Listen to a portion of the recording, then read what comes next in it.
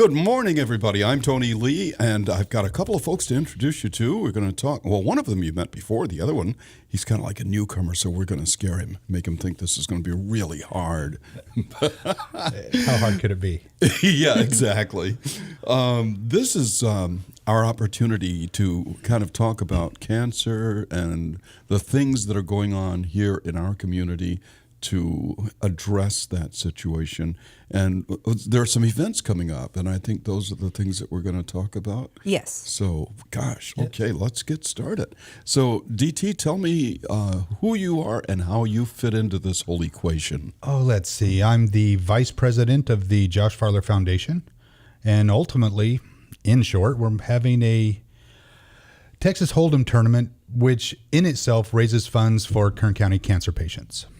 Now, tell me about the Josh, let's see, I wrote the name down, but I've lost it in all of this stuff that I've written down here. That would be the Josh Farler Foundation. Josh Farler Foundation. Tell me about that foundation. So Josh Farler, unfortunately, was diagnosed with cancer, and through a series of missteps with insurance and such, the family had to spend their money transporting him to his treatments, which, unfortunately, they went through most of their savings. And this would be 15 years ago. So they had to transport him to USC. Okay. And then they would stop in Bakersfield on their way home because basically the treatment would drain him of all of his energy. Mm-hmm. And he just loved playing poker. Mm-hmm. So they started this as an extended family endeavor. They raised money through the family to gift back to the parents to help with Josh. Mm-hmm. And then unfortunately, Josh lost his fight with cancer. Mm. So that prompted the foundation to be formed, and we started raising money for Kern County cancer patients. Mm-hmm. Ultimately, we've identified that transportation, food, and housing, everything it takes to get to your treatment, that's not covered by insurance. And you're putting money out of your pocket. The sad part is there are people in our community that cannot afford to get to their own cancer treatment. And we're hoping to solve that. Mm-hmm. So this has been going on for how long now? This is our 15th year. Okay.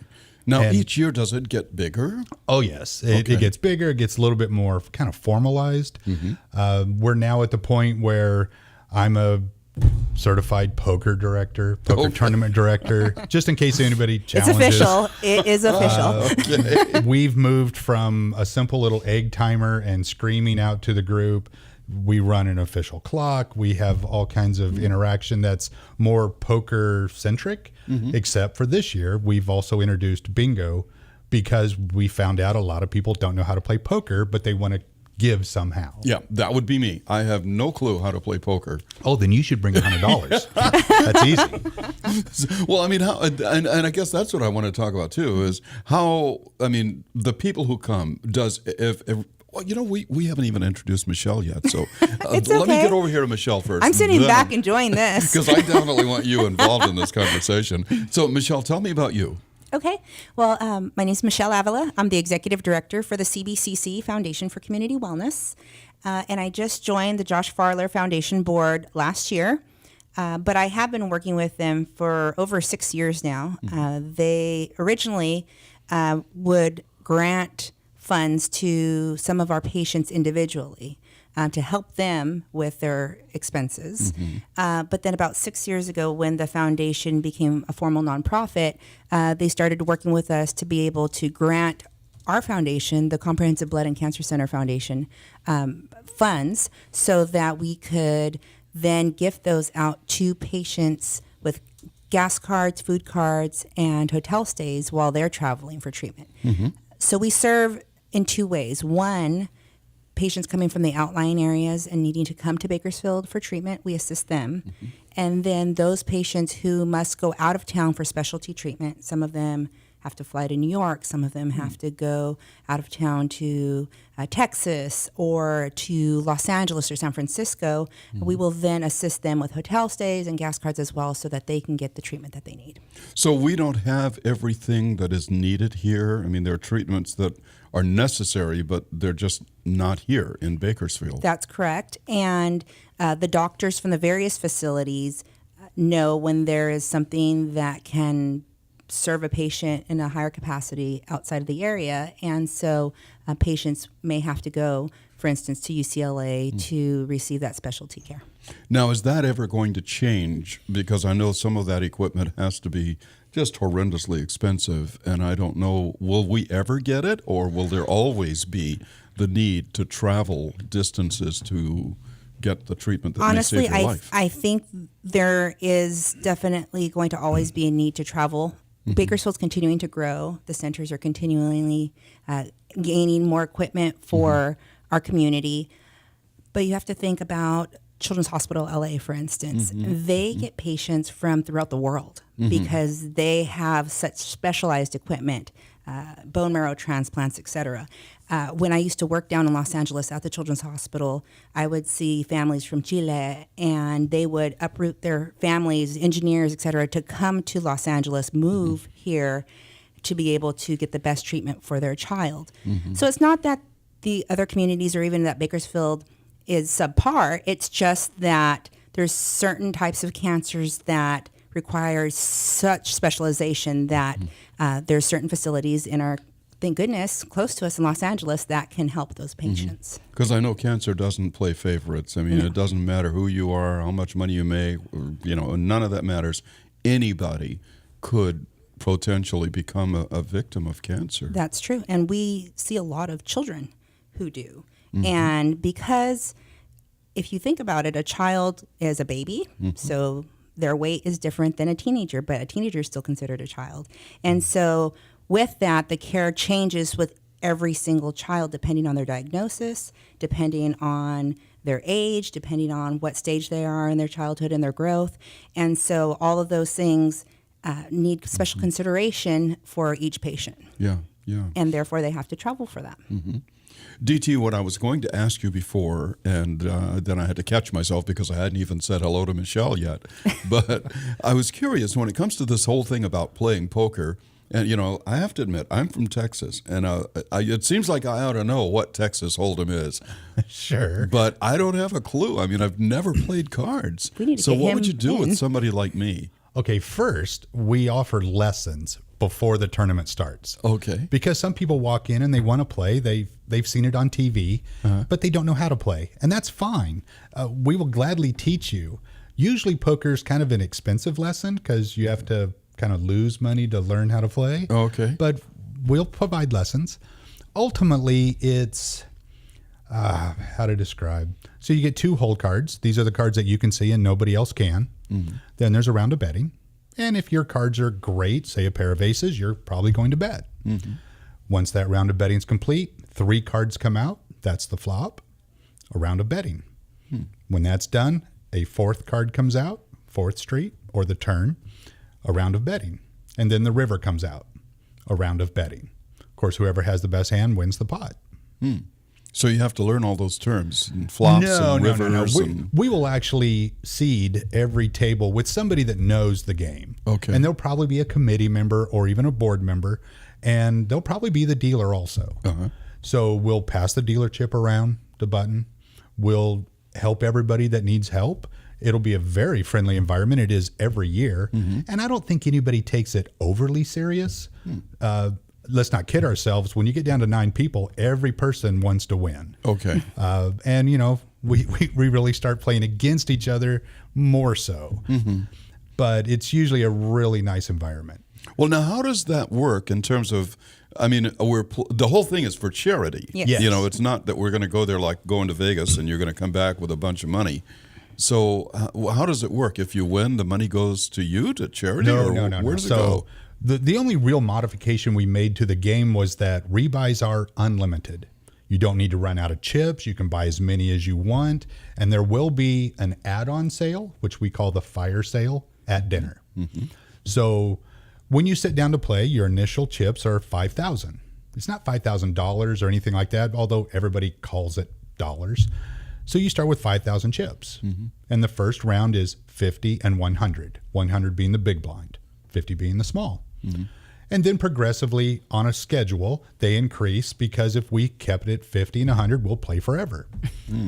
So when you run out or before you run out, you can yell rebuy, and we will have a member of the Kern County rugby team which is our chip runners this year and our security, because these guys are big. I don't know if you've seen a rugby player, but they're huge. I'm excited. So a Kern County rugby player will come over and give you your chips, shuttle the money back and forth. You can do that as many times as you like. And that's where the bulk of the money comes in, is the rebuys and the add-ons. Okay. Of course, For the charity. For the charity. So the prizes at the end are actually selected in order of completion. So the first person, the champion, they choose from the prize package first. And there'll be 9 prizes donated by the community. And there's several rules about getting permits and stuff, but we absolutely cannot give out cash. And that's because gambling is not necessarily legal. And Well, no, we actually get a permit through the Department of Justice. Okay. It's for a charitable casino night, technically, and we choose Texas Hold'em as the casino event. So under the licensing, under the permit, we actually have rules. There's various levels of what a prize can be, how many we can give, how much the total can be, and we stay within those regulations because we want to do this next year. yeah. Yeah, if you've ever got a letter from the Department of Justice, it's kind of a shock, and you respond quickly. I would not want to go. The Justice Department and the IRS, those are 2 folks I don't want to hear from. No. You know, You don't want a letter from Especially the IRS. right? They're going to keep all their letters, keep their stamps. I don't need them. So, Yes. well, Michelle, you've played, no doubt. I have. And are you a pro? I mean, am so not a pro. I am the general person who said, "Oh, come out and play. It's fun." And I showed up and I stuck it out for about an hour. I was not the first person out, but they were really great about teaching me how to play. I had played when I was younger a little bit, but never in a tournament setting. But it was definitely a lot of fun, and I look forward to playing again. Was it sort of scary? I mean, going out there with all these pros that, you know. Not pros, no. Well, people that have done it before, and they know what they're doing, and they know what a flop and a river is, and I read a lot. I got a memory. It is going into the tournament, but once you sit down, everybody is so friendly. Okay. No one's giving you the dirty look, like you don't know what you're doing. Everybody's helping you out. It's your turn. This is how much you bet. Do you have good cards? You may want to bet more. So the first few games, you're getting to figure out when you bet and if you should or not. Eventually, you get to the point where you're all in, and then if you know what you're doing, you get all those chips back. And if you don't know what you're doing, well, you can rebuy. yeah. You also have to put it in context, because let's say there's 120 people all playing poker, and we're on a lot of different tables. But when you sit down, you're on one table. Yes. So you're really just playing with 8 of your friends. Yeah. Let me interrupt you for a second, because we've got to take a break, and we're going to come back and we'll continue our conversation talking about events coming up that you might want to be in on. Hang on, folks. We'll be right back.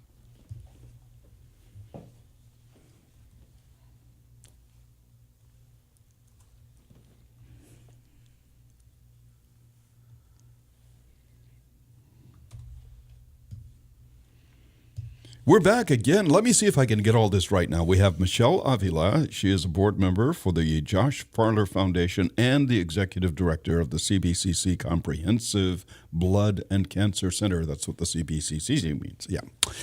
And she's the executive director and also a recipient. Your organization, the CBCC, receives some of the funds that are derived from this event. Yes, we do. Okay. A significant amount each year to be able to help our patients. Great. And then we also have D.T. Holder, who is vice president of the Josh Farler Foundation. And that's almost hard to say for some reason. It is. Josh Farler. It's almost like we didn't think that through all the way. But you can't really change a person's name. No, so we can't. There we are. We got to learn how to say it. And we were talking about the Texas Hold'em, what is it, like tournament, or what do we call it? It's straight up a poker tournament. A poker tournament that's coming up, and it's the 15th annual coming up. So we're going to try to get a little excitement going here, so you guys will go ahead and want to get into this thing. And I'm thinking maybe I don't know. I mean, I've never played poker, and I guess I would just be kind of shy to go down there and be the one idiot that has no idea what a flip or a flop or whatever it is. Tony, come down. I'll sit next to you. We'll chat it up. You have to have a poker face? I mean, I could work on that. That's always good to have. Okay. Yes. But for some reason, if you decided that poker was just not your game while you were there, there's also bingo. Okay. So for those who are deathly afraid of poker but would still like to come and support, Yeah. we are incorporating bingo this year, and it's Okay. going to be a lot of fun and, the typical game and good prizes. A silly question here, but I'm just curious because I was raised in a really super religious environment, and gambling was like the worst, one of the worst possible things you could do. Don't ever gamble. Do you ever get anybody that says, look, I'd like to, but I can't gamble because of my religion? Does that ever come up? We've talked about this before, and kind of the running joke is if there's 100 players, there's probably going to be 99 prayers at some point. Right. But in all honesty, it's not really gambling in the sense that it's just for charity. We know what we're doing. We're just using it as the tool to put money into the charity. It's just making it fun, a fun way Yes. to get money for the charity. Yes. Now, there will be prize packages at the end. And honestly, I hope to get one myself because I kind of know what some of them are. Yeah. But when you get to that final table, it's still fun, but now you're really focused on poker. But up until then, everybody's just having a good time. Yeah. So then what are some of the prizes? Are you at liberty to talk about that at this point? Not yet, because if we get bigger prizes, then some of the prizes we currently have might go to our silent auction or Okay. could ultimately be a bingo prize. Gotcha. So I'm just not at liberty to say. Okay. I can tell you historically, there's been a poker table for the last several years. And probably when you get to the final table, that poker table starts looking really nice. But aside from that, the way the prize packages, they always come together in the last week. So this is 2 weeks away. We're looking forward to changing all that up again. So is this an opportunity that we could use to talk to the business community and ask them to donate something Of course, for yes. We take all donations and we will use them in one shape or another. it? Okay. Now, when it comes to the bingo part, Yes. and again, I've kind of done it a couple of times. I can't say that I'm a real bingologist. Bingologist. I did not know that was a word. I love it. I think I gotta just write made that that one up. I'm going to get you a special shirt that says bingologist. Bingologist, right? Do I get a stethoscope with that? I don't know. I'll borrow one. Yeah. So, but is it the first time? Have you done the bingo thing with This is it our before? first time including this in our tournament. Okay. And so we will have space for approximately 65 people to play at any given time. And we will run, it's off a computer program. And we will call those numbers. Each person can sign up for $25 for a round.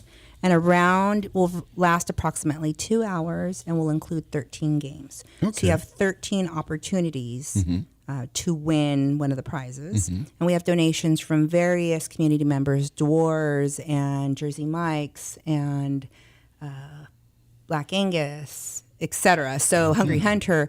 So they've all given us prizes to be able to give out during the bingo games. Okay. So we'll have various rounds. We'll start at 12:30. We'll have another round starting at 3 o'clock. And then dinner break is at 5 o'clock. The community is welcome to come if they don't want to participate in bingo and if they do not want to participate in poker but still want to come out and enjoy a good rib dinner, that will be provided as well. We would just need to know ahead of time so that we can make sure and have enough to feed everyone. Okay. Now, folks, here's where I tell you to get something to write on and write with, because we're going to start giving out some information like the wins, the wheres, the how muches, and all that good stuff. And I want to make sure you have an opportunity to remember that, because if you're anything like me, we'll talk about it, you'll hear it, and 5 minutes from now, you won't remember. So write it down. So Yes. Tell us, where is this happening? When is this happening? It's at the Plumbers and Steamfitters Hall on Meany Avenue. That's just, west of Fruitvale Avenue.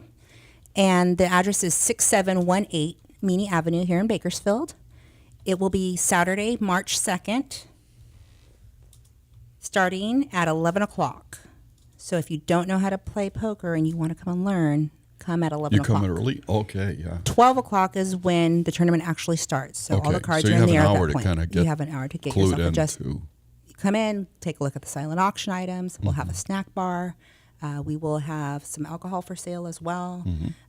We will have an opportunity for people to just meet and greet and enjoy each other's company. And then bingo starts at 12:30. Okay. And folks, if you missed it, we're going to say that again in a little bit, so you're not out of luck yet. How much does it cost? I mean, do you have to bring a certain amount of money in order to buy in? Bring your credit card. Is that the right word? Buy-in is the correct words. You said you didn't know anything. I know. Look at that. I watch TV, you know. So right now, if you go to joshfarler.org, Okay. that's our website, you can see the links that can take you to our online sales. That'll give you a discount. The online discount, a full ticket, bingo or poker, is $70. What that gets you is the seat, the starting money, or the bingo equipment. It gets you the dinner, and it gets you an event shirt. So we're really happy this year to work with our t-shirt group. Our sponsors will be on the back, and it looks like it's going to be a really full list Yeah, of sponsors. yeah.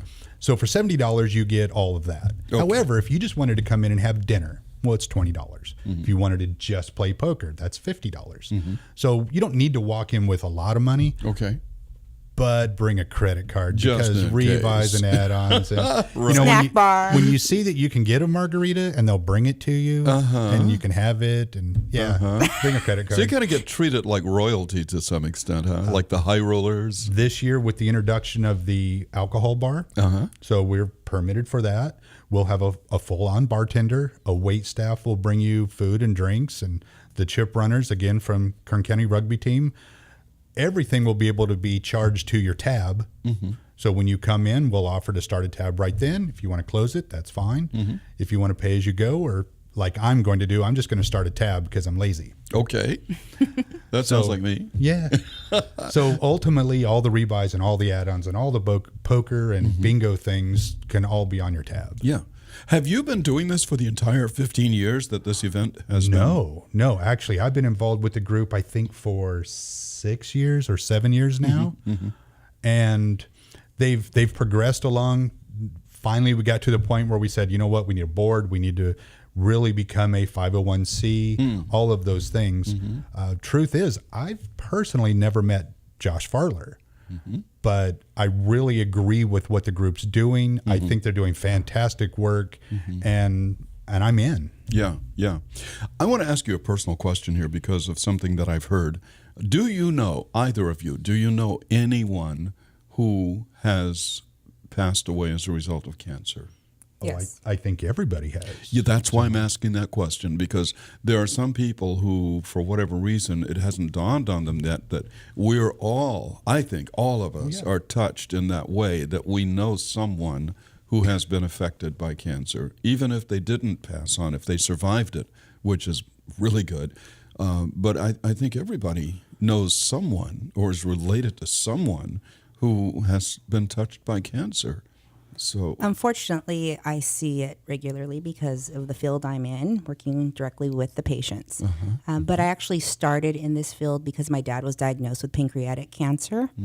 And during that time I was in college, I was a student, and I had aspirations for the business world. But once he was diagnosed and treated so well and doing so well, I felt it was my duty to give back to the community. Right. At the time I lived in Los Angeles, so I started working with a nonprofit, volunteering, giving my time, but very soon realized it was my life's work. And so about 10 years ago, I moved back specifically to start with the foundation. And I worked with Dr. Ravi Patel to put together a plan of what was needed in our community, what was lacking, and what we needed to do for it, patients here. So that's how things got started. And here I am 10 years later, still working and doing what I love. But specifically with the Josh Farler Foundation, they're very near to my heart because whenever a patient has needed something, they have provided. I want to stop you for a second again because we've got to take another break, but please remember where you are because those kinds of stories, I think, are the ones that people will relate to and will see in their own heart that it's time for me to get off the button and do something. Hang on, folks. We'll be right back.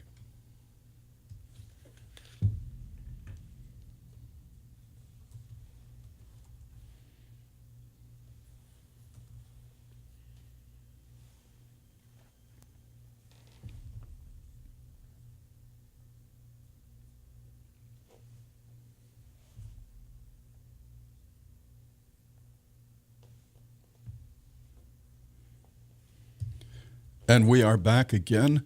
And let me see if I can introduce everybody once again so that you'll know who's here with me, and hopefully I'll do this right. Michelle Avila, she's a board member for the Josh Farler Foundation and also the executive director of CBCC, which is the Comprehensive Blood and Cancer Center Foundation. Also, that organization, the CBCC, is a recipient of some of the funds that will be earned and gained through this event coming up, which is the 15th annual Texas Hold'em. And also we have D.T. Holder, Vice President of the Josh Farler Foundation.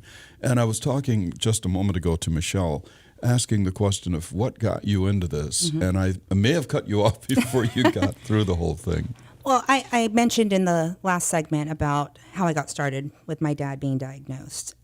And unfortunately, he lost his battle 11 years ago. And I decided to move back from Los Angeles to Kern County to be able to help patients through their needs, specifically because this is where I grew up. This is my community. And I felt there was a lack of resources for our local patients.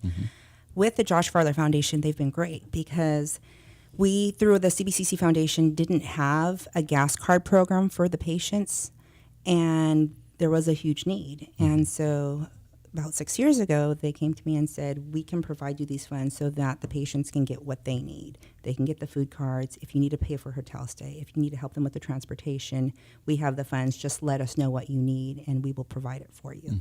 And so that has rang true every single time there has been a need or a patient with a special situation or additional funds to replenish our gas card program. I have called them, and immediately they have responded and said, definitely, here's some more additional funds and additional grant to be able to help your patients.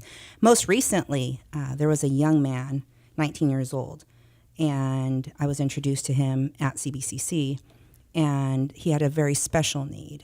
He was a tall boy, 19, very strong, but he was not able to use his legs anymore. And his mother was a small woman and was having a very difficult time getting him back into the vehicle after treatment. And so it would take approximately an hour to try to get him out of the wheelchair and into the car. And so our social worker called me and said, Michelle, this is a very special situation. I don't know what we can do for him. And a specialty vehicle, a specialty van to transport him would cost about $120 a round trip. Wow. And so I made some phone calls to some people I know in the community and was able to get that discounted. And through the Josh Farler Foundation, I asked for a special grant for this young man to be able to transport him for his radiation. He had 20 days of radiation that he needed transport for, which came out to about $1,600 in this transport vehicle payment. And immediately they said, no problem, take care of it.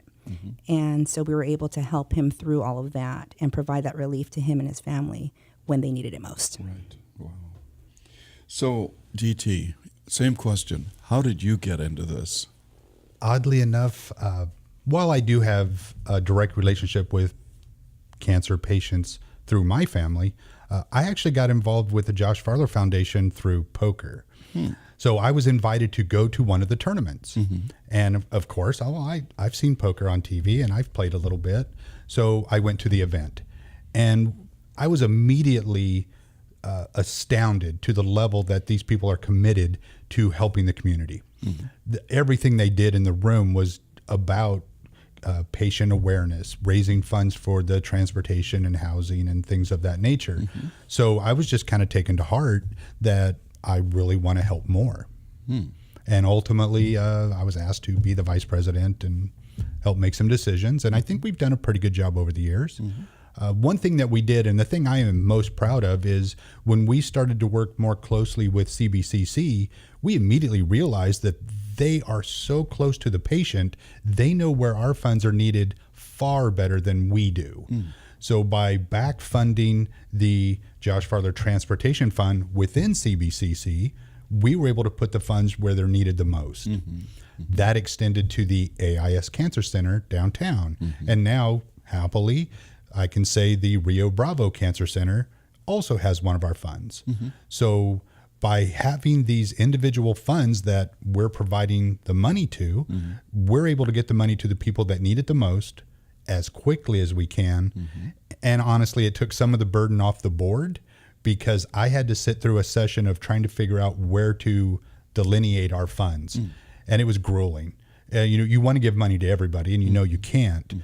So by converting our payout, by converting our giving back to the community through these cancer centers, it's money needed where it's needed the most. Wow.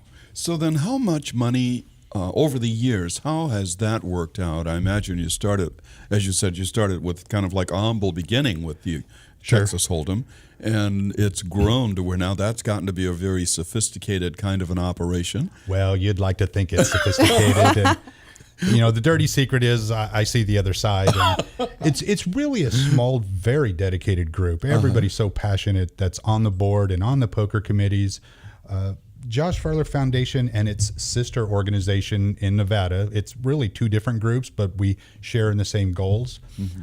It's all about having a good time, raising money for the people that need it, and making sure that happens. It's interesting that there's a sister group in Nevada. Did that one start first, or did the one here start first? I believe they started right around the same time, and I can say that because Josh Farler's parents are part of the Nevada group. And they're in Urington, Nevada, outside of Carson City. Okay, so that's how that happened, is the parents were there, and yes. Josh was here? Josh was in Nevada. Oh, in Nevada. So they would travel. They would travel from Nevada to USC and then stop back in Bakersfield so with it was family. Because of that stop on the way back with the family that here. It picked up here. Okay.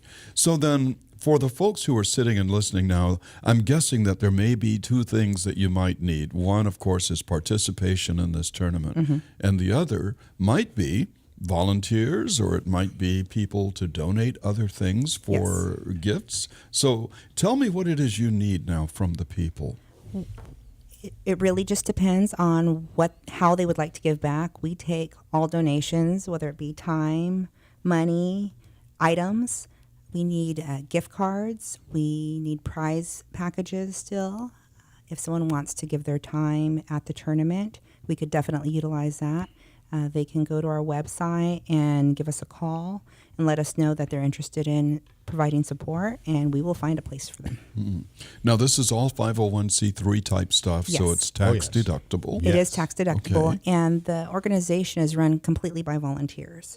So when someone does donate, you know that it's going to be able to provide back to the patients directly. It goes to the patients. It's not going into somebody's pocket for salaries or overhead and all that stuff. The board donates hundreds of hours. I know between DT and I alone, we have a couple hundred hours that we have volunteered for this foundation to put on this tournament. It takes a lot. DT is a specialist in this. I have to say. By and I'm glad she means sleep deprived. I'm glad you asked him about how it operates, because I could not have explained it to the level that he has. I'm helping with the bingo part this year. Okay. And we're going to talk about the bingo part too in a second. But I'm just curious, is there anything that you want to say to the public out there in terms of businesses and what kinds of gifts, if you have any particular need that you'd really, you take everything, but we really need what? I think you said it right there. We'll take everything, anything. We will find a use either as a prize, as something that supports the effort. If somebody wants to volunteer, we will find a job for them.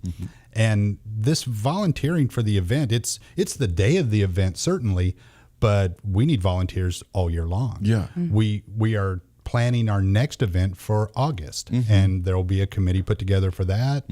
We'll need volunteers for that. So if anybody wants to volunteer, please contact us through the website, and we'll put a good abled person to use. And you don't need any special skills, I guess. No. So you'll teach us, you'll train us. But if you have special skills, we will put those to use too. Okay. Well, in a minute, I guess I'm going to be running out of time here again.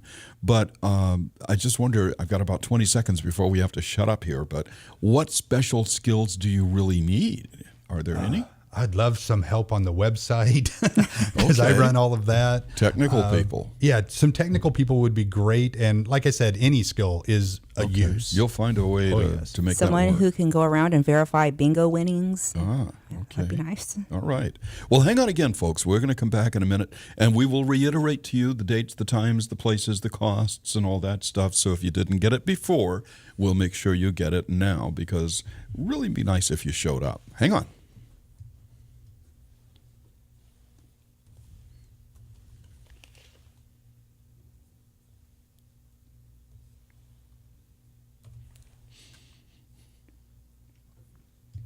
We are back again. We're talking about the Texas Hold'em contest or Tournament. Tournament. There we go. And I got lucky and said that word before, but now this time I lost it. So Texas Hold'em Tournament, this is the 15th annual coming up. And with us to talk about that is Michelle Avila, who is a board member for the Josh Farler Foundation. She's the executive director of the Comprehensive Blood and Cancer Center Foundation, and that center is also a recipient of the money that will be earned at this tournament. Also, D.T. Holder, vice president of the Josh Farler Foundation. So, tell us again how people can get what's the first thing that we need to do to get started being involved in the tournament. Oh, to be involved in the tournament, simply put, go to our website. That would be joshfarler.org. You'll see plenty of information. You can drill down to even more information, but ultimately there's contact information on the front page. Mm-hmm. If somebody wants to volunteer, if somebody wants to help, donate a prize, whatever they want to do, please contact us. Our phone number is 661-241-3331. And if they call that number, a board member will answer and would be happy to talk about it. There's also an opportunity to buy your tickets online. Oh, good. So you can buy your poker tournament package, which if you do it online in advance, it's $70. If you wait till the day of, then it goes up to $80. But what that includes is your poker seat, dinner, and a shirt. You Or can your do bingo seat. You can do the same thing for bingo. So you can get 2 full rounds of bingo. That's a full afternoon of bingo, 4 hours of bingo. You gotta love it. And dinner and a shirt as well. Okay. Or you can buy a round on its own for $25. Yeah. Now let's talk about the bingo again, because I don't guess we've really talked much about that. Is this the first year that bingo has been included? This is the first year, and it is very popular. We're getting a lot of calls for it. It will be for prizes, so for gift cards. And we are allowing about 65 seats to be played. Each round is going to last approximately 2 hours. There's going to be 13 games per round, and every person will get 3 cards to play with. Now, each year, as we were talking earlier, DT and I was talking about the fact that this kind of grows every year. So how many people are you hoping for this year? My goal is about 150 to 175 for poker. And for then poker. Michelle's got her goals for bingo. Okay. 65. 65. Okay. And I'm just kind of laughing at 65 like, oh. Well, you think that's that's going to be cute. too low, or you think more than that's going to show up, or what? What do you think? You know, I was actually personally really skeptical about bingo because there is a part of my brain that doesn't understand that somebody wouldn't play poker. Yeah. Just because of the way I am. Right. But we've actually got a really good response on it. And I give all the credit to Michelle. A majority of the phone calls are for bingo. Right. Well, you know, a lot of folks do. And I mean, I go on cruises a lot. And they have a special part of the ship, the little theater area there, where every day they've got bingo going. And I'm guessing, you know, it seems to me that a lot of the people are my age, like, you know, 140 and above. We have a variety of our sponsors who the husbands are coming and playing poker, and the wives are coming to play bingo, or vice versa. And vice versa, because that's what I've read. DT kind of laughs. Bingo. Like, Texas Hold'em is superior to it. But we'll show him. But I am being put in my place. And we could have more, but for space reasons, I'm allowing the Texas Hold'em because they have tables that they have to fill to get the majority of the space. So then how hard is bingo? I mean, we've talked about how hard it may be for people like me to play Texas Hold'em. Bingo but if is I'm a easy. bingo novice, then... It's easy. We're going to have someone calling the numbers. Okay. And we're going to have a screen so that people can also see the numbers that are currently being called and have been called. It's very simple. So anybody who's never played, the number is randomly picked. Let's say it's B3, and you mark with a dauber on your sheet that you're given of 3 cards anytime you have that B3. Okay. And once you fulfill the diagram, for instance, if we decide that it's going to be a row across, straight across, whoever gets that row across first yells bingo. We verify it, you get the prize. It's as easy as that. So we do that for 13 games. Did you see how she just made it more complicated, though? it was a round, then it was 13 games, and now it's how many cards per game?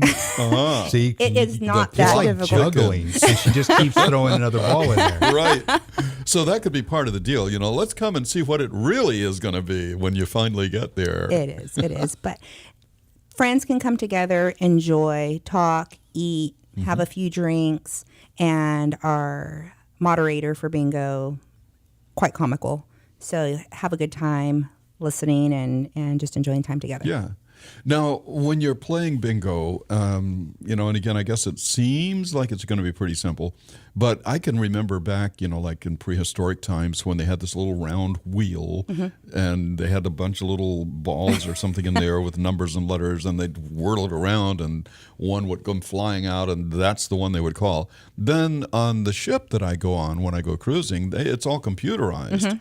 That's what our program is too. Okay, so you don't have to have somebody up there like a little hamster spinning the wheel. No, it's automatically randomly picked. Yeah. And the nice thing about the computer screen, again, is that it'll display everything that has been pulled. Oh, So okay. you could get up, walk around, go get a drink, and come back and go, oh, those are the last 4. Yeah. So use your little dauber and shake your little troll doll.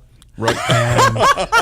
And maybe win at that I think you're moment. stereotyping now. Well, I'm projecting. Let's say that. Yeah. Well, I mean, whatever you can do to make yourself win is, Yeah. I guess it's a good thing to do it. Don't kid yourself. I got a little troll doll on my poker table. So So then tell us again where all of this is going to take place. It's going to take place at the Plumbers and Steamfitters Hall on Meany Avenue. The address is 6718 Meany Avenue, just west of Fruitvale here in Bakersfield. Okay. March 2nd, it's a Saturday. Starts at 11. Cards are in the air, and bingo starts around 12:30. Okay. We invite the community to come out, even if you haven't played before. We will show you how to play, and it's just going to be an enjoyable day. If you stick it in for the whole time, then you'll be there till early evening. We'll have dinner at about 5 o'clock. Okay. We'll have some of our recipients who will talk about how the Josh Farler Foundation has helped them. And we'll just have a good time, drinks, food, fun. Okay. And all of this is going to be for, if you do it now, it's $70? Yes. Did I get that right? If you go online wait to the until website. the very last minute, then it's going to be $80. Yes. So, but I mean, either one is good, but if you can save $10 if you do it now. And I'm guessing that, for those of us who want to give $10, heck, let's just toss that in, because it's for the best cause I could imagine. well, let's put it in context. When you bring 3 of your friends, you collectively have saved $40. There you go. There you go. Yeah. But if someone wants to just come and check it out, $25 for a round of bingo, get Okay. you started. But believe me, you'll want to stay. We're a fun group. Okay. Yeah. So you pay the $25 and get really hooked. You want to stay. So then what do you do? Just Then you can add on and do another round, or you can add on dinner, or you Oh, can okay. buy silent auction. Okay. So that's what you can do if you want to start with just bingo. So it's pretty open. I mean, you've got a lot of choices there as to what you can do. Yes. We will let somebody join the poker tournament all the way up until the dinner break. So if you can't make it at 11 and you can't show up until 2:30, Yeah. that's fine. I probably won't sit down until 3. So what you see is a lot of the staff wants to play poker, but we're working. That's what I was wondering is, are you really going to get a chance? Because, man, you're going to be busy. He's determined he's going to play. I think last year the president sat down 1 minute before dinner. Yeah. And at the fire sale, he kind of made up for it. But we're going to be working. Yeah. And we're going to work so that everybody has a really good time. We want to make sure it runs smoothly and fairly and all of those things. But just like us, you can sit down all the way up till the dinner break. Seems like you're going to be like a one-legged kicker playing football, though. It feels like that at times. Yeah. But Wow. it's all for a good cause. Yeah. And I can tell just by the look on your face that you are so excited by this whole event and the whole philosophy and theory behind it. I mean, both of you are really in this and really committed. And I'm hoping that commitment will kind of wash over to the people that are listening, and they become committed as well. You get volunteers out of this each year? I mean, people that see it and love it and just say, hey, I want to help. Yeah, almost every year during the dinner break, when somebody's leaving the union hall, they ask, how can I help? Right. They say that they like what we're doing, and they might say it more passionately than that. I know that when we have recipients come up and tell their story, I swear at that moment, all these little flies come in the room and get in your eye. And I'm rubbing my eye for 15 minutes. I don't know how that works. I know. I thank you so much for all you do and what you're going to do. And I thank you guys out there for listening, and really urge you and encourage you to jump in there and get a piece of the action. And we'll see everybody next week.